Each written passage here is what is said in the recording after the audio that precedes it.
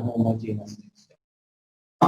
और एफ्यूजन से मुराद होती है गैस मॉलिक्यूल्स किसी छोटे से सुराख में से एक एक करके खारिज होते हैं।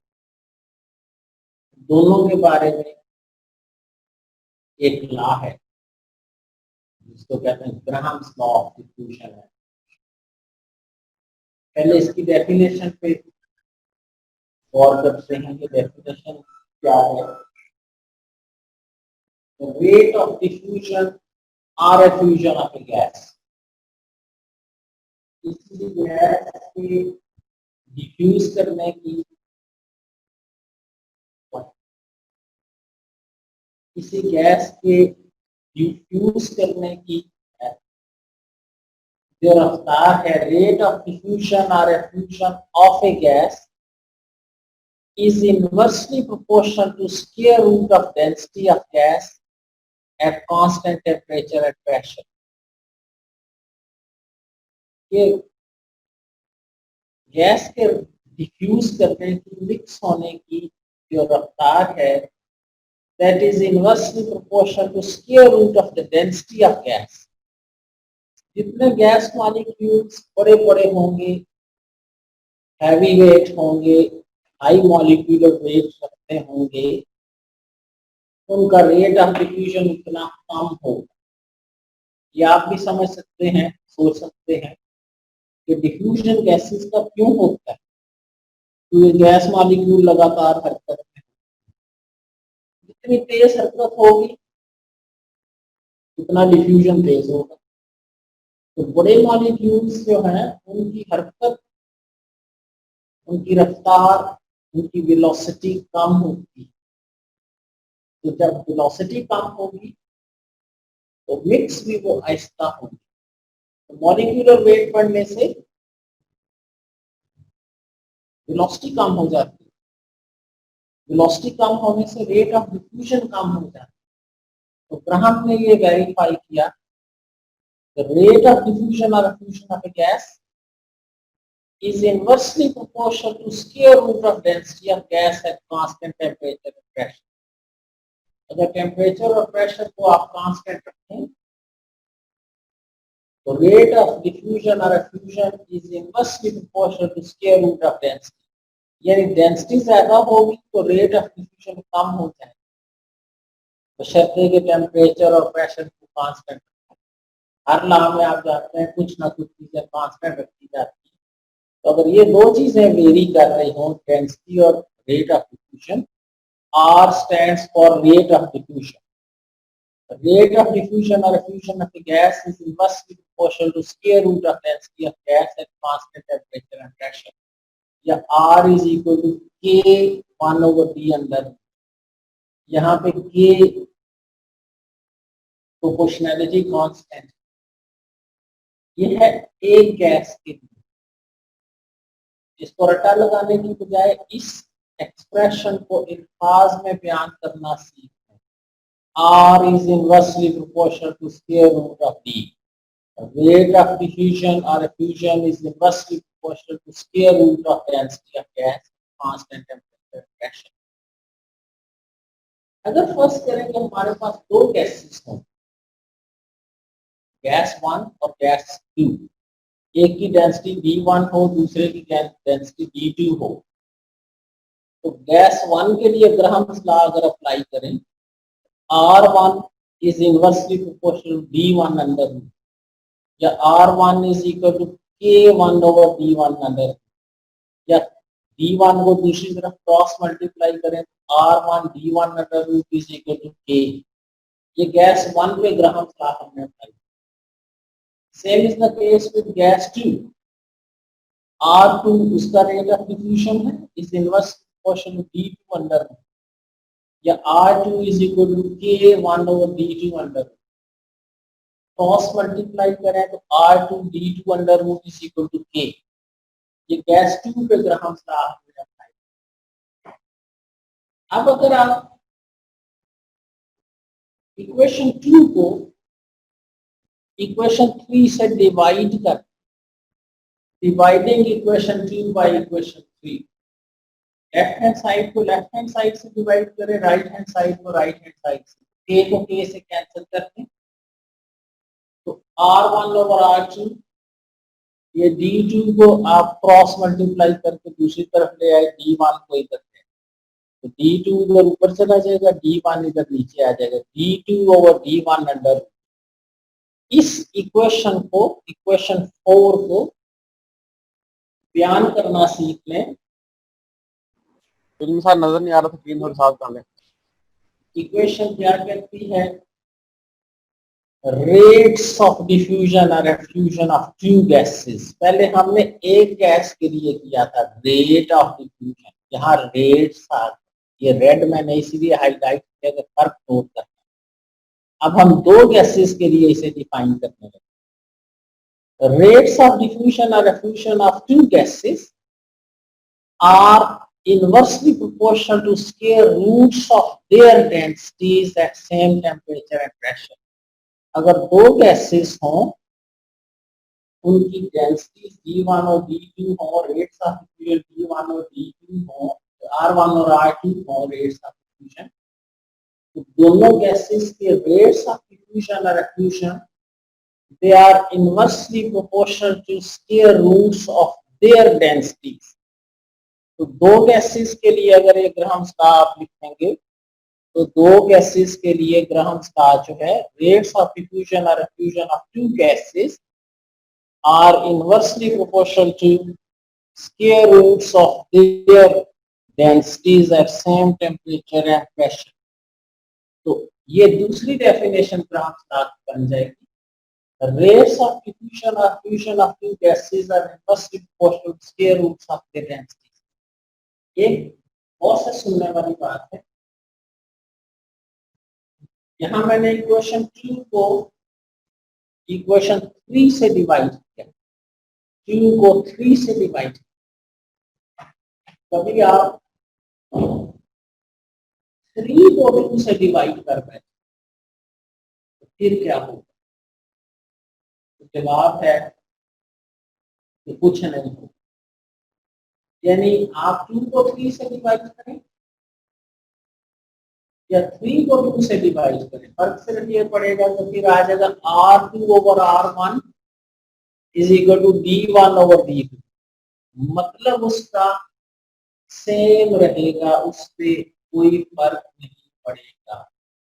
आप उसको 1 को 2 से, 2 को 1 से डिवाइड करें। कभी आपके जहन में आए क्यों डिवाइड, ये हम बहुत दिनों से पढ़ते आ रहे हैं। डिवाइड करने का मकसद होता है कांस्टेंट वैल्यूज कैंसिल हो जाए, के से कैंसिल हो सकेगा प्रोपोर्शनैलिटी कांस्टेंट, तो ये रहे। अभी तक जो पढ़ा है एक नजर जरा दोबारा डाल लें ताकि इसी को आगे ट्रांसलेट करें। एक इस इक्वेशन को अल्फाज में बयान करना सीखें। रेट ऑफ डिफ्यूजन और fusion of A gas is inversely proportional to square root of density। हमने दो गैसेस पे ग्राम लगाया, R1 inversely proportional D1, R2 inversely proportional D2। इसको सिंप्लीफाई किया, इक्वेशन 2 को 3 से डिवाइड किया, इसको रीअरेंज किया, तो इक्वेशन बनी R1 over R2 is equal to D2 over D1 under root. ये इक्वेशन क्या कहती है? रेट्स दो gases of diffusion or effusion are inversely proportional to square roots of their density। हम जानते हैं कि नहीं जानते, आज जानते हैं कि density is directly proportional to molar mass. जितना किसी गैस का मॉलिक्यूलर वेट ज्यादा होता है, उतनी उसकी डेंसिटी भी ज्यादा होती है। तो इसका मतलब ये हुआ कि अगर दोनों चीजें आपस में प्रोपोर्शनल हैं, तो आप फिर डेंसिटी की जगह मॉलिक्यूलर वेट ही लगा रहे हैं। तो ग्राहम्स लॉ फिर क्या बन जाएगा? डेंसिटी की जगह मॉलिक्यूलर वेट अगर लगा दिए जाए तो R1 over R2 is equal to M2 over M1, क्योंकि डेंसिटी और molecular weight directly proportional. Related, आप उनको एक दूसरे की जगह सब्स्टिट्यूट कर सकते। तो इक्वेशन 5 की डेफिनेशन क्या बनी? Rates of diffusion or effusion of gases are inversely proportional to square roots of their molecular weights. Density की जगह मॉलिक्यूलर वेट्स भी लगाएगा, जिसका मॉलिक्यूलर वेट ज्यादा होगा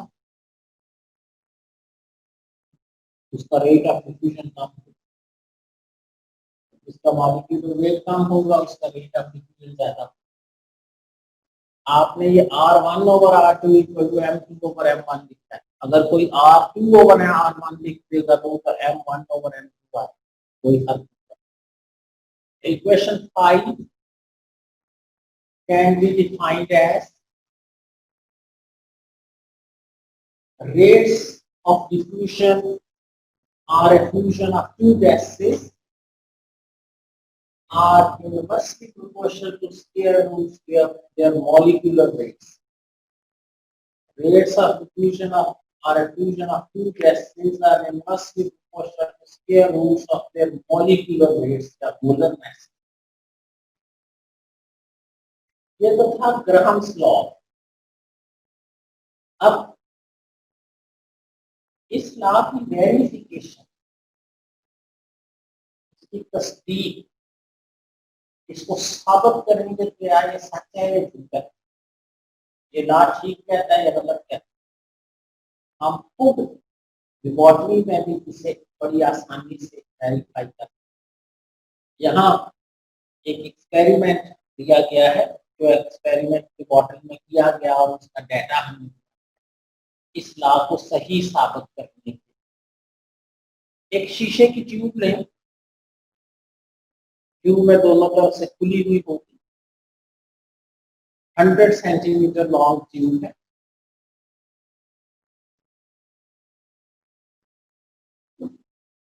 एक तरफ आप cotton plug soaked in HCl, रुई का एक टुकड़ा लेंगे, उसे HCl में भगोएं।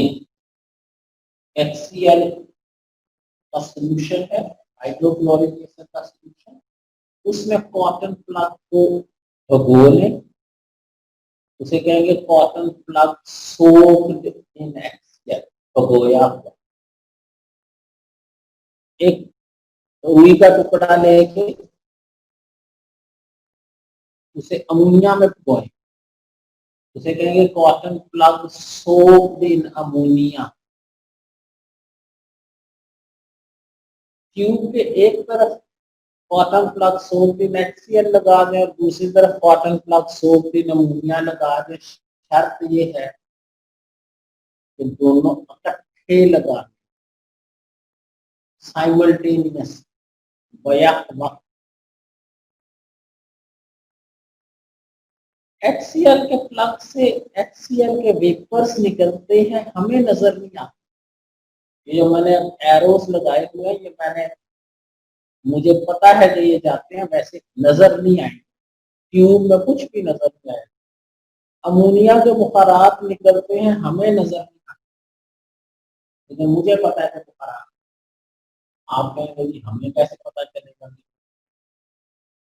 होगा ये कि इधर से HCl के बुखारात निकलेंगे, इधर से अमोनिया के बुखारात निकलेंगे। थोड़ी देर बाद जहां ये बुखारात आपस में टकराएंगी, वहां अमोनियम क्लोराइड के फ्यूम्स बन जाएगी, धुआं सा बन। जहां ये दोनों टकराते हैं वहां वाइट डेंस फ्यूम्स बन, धुआं सा बन। अब जरा गौर से सुनिए, मैंने पहले कौन सा प्लग बताया? पहले कौन सा बताया? HCl वाला या शर्त थी कि इकट्ठे लगाने हैं। मैंने 2-3 दफा दोहराया था, इकट्ठे लगाने थे, तो दोनों प्लग इकट्ठे लगाने। अब सुनिएगा, अगर दोनों के बुखारात इकट्ठे निकलते, इधर से HCl के बुखारात निकलते, उधर से अमोनिया के बुखारात निकलते, और दोनों की रफ्तार अगर बराबर हो तो वो कहाँ टकराते? वो तकरीबन ट्यूब के मिडल में टकराते, यहाँ कर दोनों का 50-50 सेंटीमीटर फासला है, तो दोनों करते चले, और अमोनियम क्लोराइड के फ्यूज मिडल में।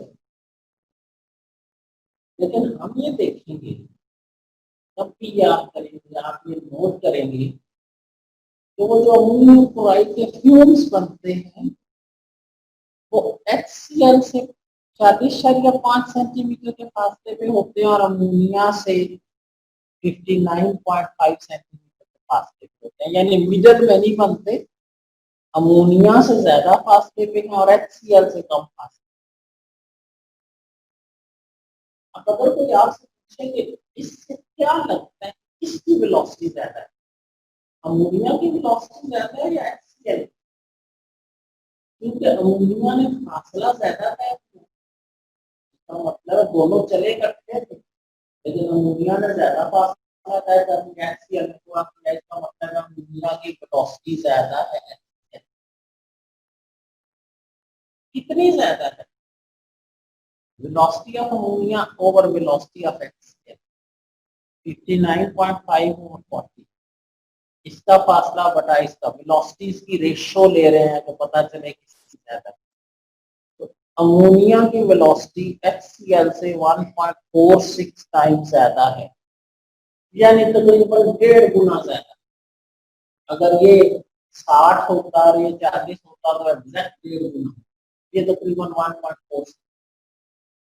इस एक्सपेरिमेंट में सिर्फ अभी तक हमें ये बताया कि अमोनिया की वेलोसिटी क्या है। एक बात बहुत सुनिए, कभी आप भूल जाए कि अमोनिया का प्लग इधर लगाया था या इधर लगाया, यहाँ तो लगा हुआ है ना अमोनिया का। पेपर में आपने ट्यूब बनाई और आप कंफ्यूज हो गए कि अमोनिया का प्लग राइट साइड पे लगाना है या लेफ्ट साइड पे लगाना है, कैसे याद रहेगा किधर लगाना? तो याद रखें कि ये कोई पाबंदी नहीं है कि अमोनिया का प्लग इधर, बेशक अमोनिया इधर लगा ले HCl उधर लगा। हाँ, ये पाबंदी है प्लग जिधर मर्जी लगा दें, लेकिन जो फ्यूम्स बनने हैं वो अमोनिया से इतने फासले पे और HCl से। अगर अमोनिया का हम प्लग इधर लगाते हैं तो फ्यूम्स तकरीबन यहाँ तक, तो इसलिए अमोनिया से 59.5 सेंटीमीटर का फासला, ये पाबंदी नहीं है जो किधर अमोनिया को अटैक करता है। ये एक्सपेरिमेंट सिर्फ हमें इस वक्त तक ये बता रहा है कि अमोनिया की वेलोसिटी ज्यादा है, उसमें ज्यादा फासला तय करना, प्लग चाहे इधर हो या उधर हो, उसमें ज्यादा फासला है। अब हम जानते हैं, जो नहीं जानते वो जान जाए, आज आखिरी मौका है कि जिसकी वेलोसिटी ज्यादा होती है उसका रेट ऑफ डिफ्यूजन भी ज्यादा होता है। तेज हरकत करते हैं मॉलिक्यूल उतना उनका रेट ऑफ डिफ्यूजन भी ज्यादा होता है। तेज चलोगे जल्द मरोगे इंशाल्लाह। हरकत जितनी तेज होगी उतना डिफ्यूजन तेज होगा। आप वेलोसिटी की जगह पे रेट ऑफ डिफ्यूजन भी लगा सकते हैं, क्योंकि हमें पता है कि वेलोसिटी जिसकी ज्यादा होती है उसका रेट ऑफ डिफ्यूजन ज्यादा। तो अब वेलोसिटीज की जगह पे ये हमने पहले उनकी वेलोसिटीज की रेशियो निकाली 1.46 रेशियो आई। अगर आप वेलोसिटी की जगह पे उनके रेट ऑफ डिफ्यूजन लगा दें, क्यों लगा दें? क्योंकि हम जानते हैं, जो नहीं जानते आज जान जाए, आखिरी मौका आपके लिए, जिसकी वेलोसिटी ज्यादा होती है उसका रेट ऑफ डिफ्यूजन भी ज्यादा होता है। तो एक्सपेरिमेंट ने हमें बताया कि अमोनिया की वेलोसिटी ज्यादा है और हमने उससे नतीजा अखज़ किया कि अगर इसकी वेलोसिटी ज्यादा है तो फिर इसका रेट ऑफ डिफ्यूजन भी ज्यादा होना चाहिए। ये हमने रेट ऑफ डिफ्यूजन लगा दिया, रेट ऑफ अमोनिया और rate of HCl is equal to 1.46/1। ये सारा कुछ इस एक्सपेरिमेंट से हमें बताया। अभी तक मैंने इसमें ग्राहम्स लॉ नहीं लगाया, ये तो मैंने एक्सपेरिमेंट किया। अमोनिया ज्यादा फासला तय कर रहा है, दुनिया की रफ्तार ज्यादा है, इसका रेट ऑफ डिफ्यूजन भी ज्यादा होना चाहिए। ये इस एक्सपेरिमेंट ने मुझे बताया कि इसकी वेलोसिटी ज्यादा है, इसका रेट ऑफ डिफ्यूजन भी इतना ज्यादा। अब ग्राहम्स लॉ से पूछते हैं, ग्राहम्स लॉ क्या कहता है कि किसका रेट ऑफ डिफ्यूजन ज्यादा है। इस एक्सपेरिमेंट को छोड़े कर, अब ग्राहम्स लॉ से जरा चेक करते हैं। तो ग्राहम्स ने जो कहा था कि rate of diffusion is inversely proportional to square root of their molecular weight. Rate of ammonia और rate of HCl, molecular weight of HCl और अमोनिया इनवर्सली।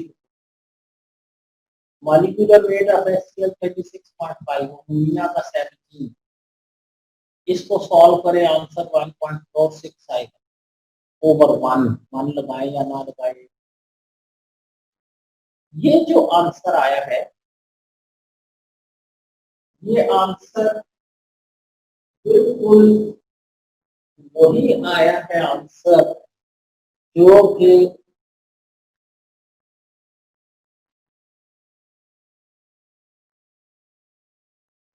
ये आंसर बिल्कुल वही आया जो कि एक्सपेरिमेंट से आया था। एक्सपेरिमेंट ने कहा था कि अमोनिया का रेट ऑफ डिफ्यूजन ज्यादा होगा। ये एक्सपेरिमेंट ने हमें बताया था इक्वेशन से।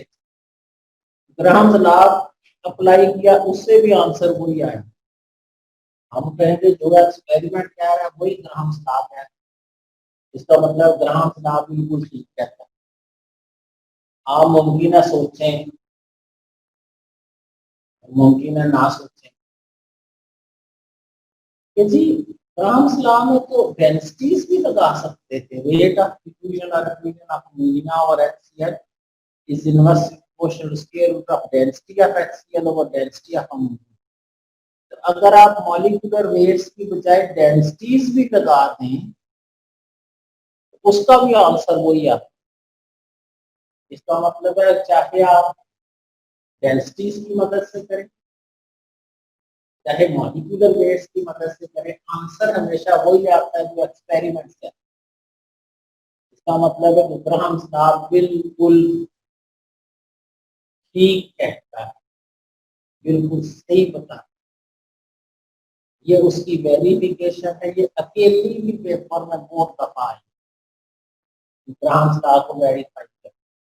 4 नंबर का अगर एक क्वेश्चन हो वेरिफिकेशन, कम से कम 2 नंबर इस फिगर के होंगे कि अमोनिया का अपना HCl का अपना और फास्फेट। 1 नंबर इस फिगर की मदद से रेट ऑफ डिफ्यूजन बताते हैं और 1 नंबर ग्राहम्स लॉ से रेट ऑफ डिफ्यूजन बताते हैं। इस एक से भी करने तो काफी, डेंसिटी लगा के करने फिर भी, लेकिन बेहतर है दोनों। तो इससे साबित होता है कि ग्राहम्स लॉ बिल्कुल क्या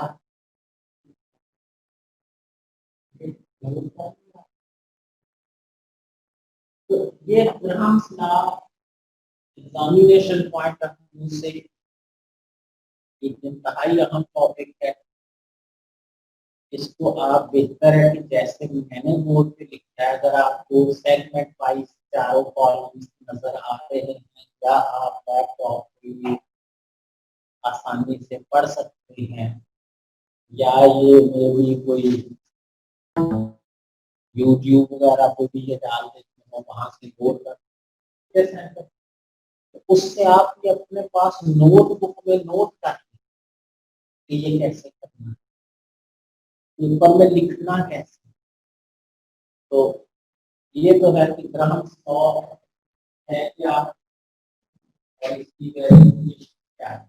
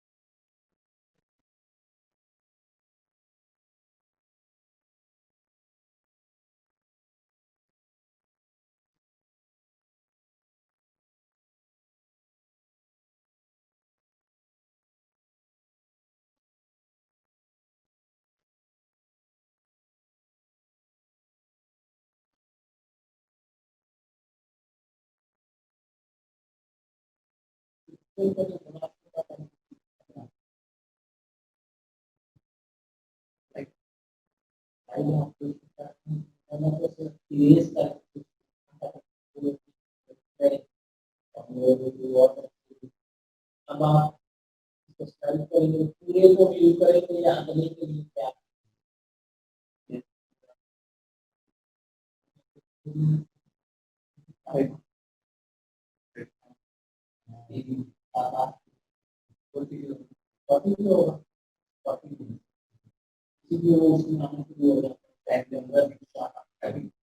ठीक है। तो कल इसको पहले मैं सम अप करूंगा इस सारे को, अगर आप समझ तो शायद उतना इस पर लिखा होगा उससे 1/4 पे भी लिखा जा सकता है, यानी 1/4 बोर्ड पे भी ये सारा टॉपिक सुनाया जा सकता है। कल पहले मैं इसे 1/4 में सुनाऊंगा कि आपको याद करते तो कितना सारा याद करके और फिर इसे कुछ न्यूमेरिकल करें